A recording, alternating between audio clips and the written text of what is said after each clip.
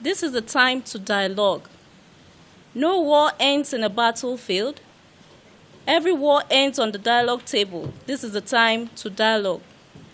For more than 2 weeks, upwardly mobile emergent class of tech survey globally connected youths rise up and walk the streets in a peaceful protest against police brutality. The Nigerian youth woke up across the country and spoke with one voice, asking the government to abolish SARS and police brutality. We organized ourselves in a peaceful manner. Even after numerous setbacks, we conquered because we, Sorosoke, with one voice and the world heard loud and clear. The success of all we have labored for and sacrificed is our ability to achieve our 5 points demand against the injustice and police brutality we young people have faced over the years. Considering the recent infiltration of our ranks by hoodlums hired by Mannheim, killed and destroyed this genuine struggle for the emancipation of Nigerian youth. The blunter shooting and killing perpetrated by the military on the fellow youths at the Lekki Toll Gate Plaza, and the sole aim of saving the lives of the youths everywhere around the country, we hereby call on young Nigerians to heed the advice of dialogue, not because we are afraid of dying for what we believe in, but because we must achieve the aim of this protest. The chairman, His Eminence Sultan of Sokoto, Alhaji Dr. Muhammad Sa'ad Abubakar, and co-chairman, the Oni of Ife, His Imperial Majesty Adeyeye Enyita Ogunwusi of National Council of Traditional Rulers of Nigeria, has lent his voice to our cause and encouraged us to dialogue with the government.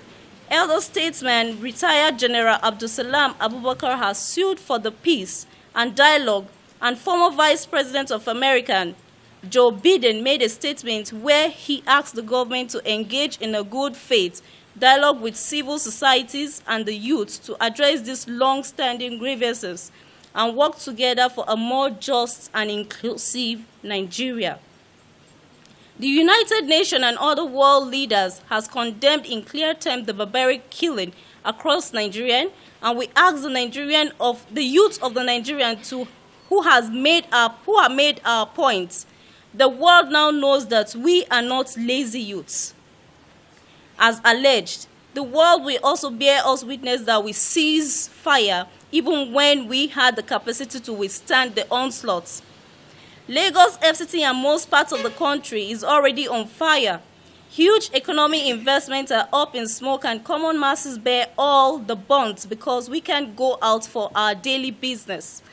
The farmers can't sell his produce in the market. Healthcare provision is affected. Young people who live by what they earn daily are stranded, coupled with the recent COVID-19 pandemic that kept us holed up at home for 5 months.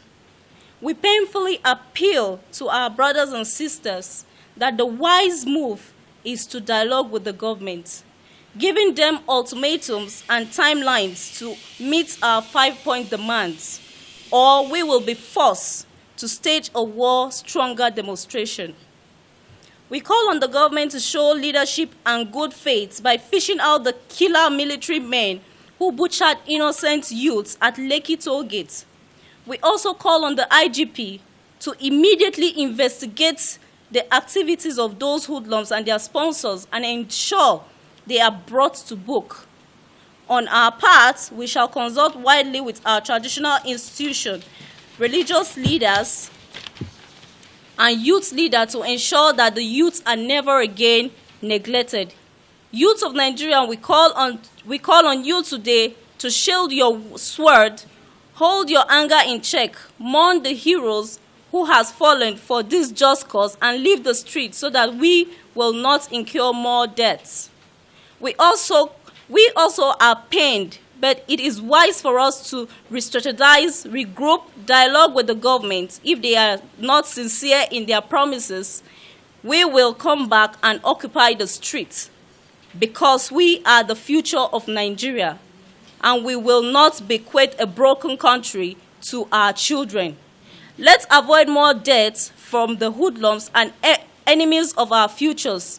Let's avoid destruction of the properties and unnecessary loss of life and valuables, because evil people abound and will like to see us go the way of Libya and Syria.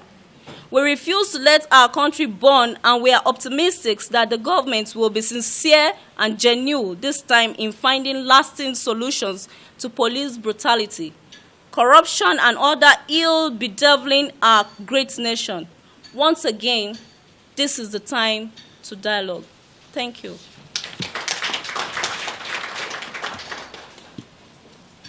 Yes, yes. That answers your question as well. Yes, the government has called for dialogue, and so we shall dialogue with them. So we're calling for that now.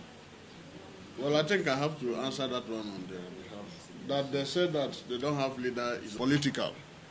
You know, they organize themselves to come out, somebody did that, and there are issues that you tell the media, there are the ones that you not tell the media, in terms of genuine consultation to this situation we found ourselves. I can assure you that they have leaders, they have people that coordinated the protests, and I can tell you that to answer FRCN's position, the groups that are here are also in contact with them, and they know their grievances, and I can assure you that they have capacity to negotiate. I represent an organization that has a lot of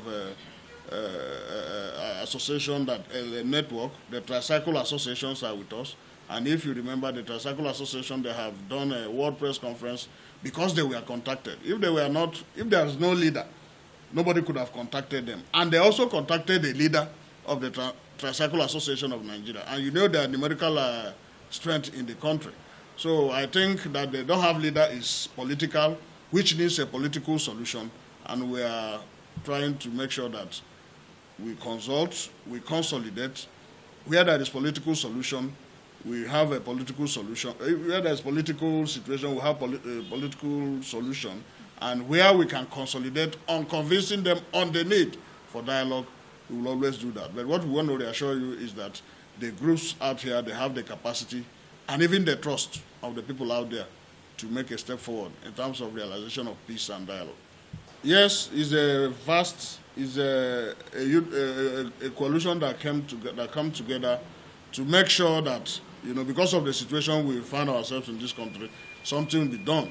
But I want to let you know that I represent an association. An association I represent, they have close to 100 registered civil society organizations, and that's when I got the intention of this network since 3 or 4 days ago. I got involved, and to make sure that we must sustain peace. I was part of a peaceful national protest when, as a student leader, I was misinformed and I acted with misinformation.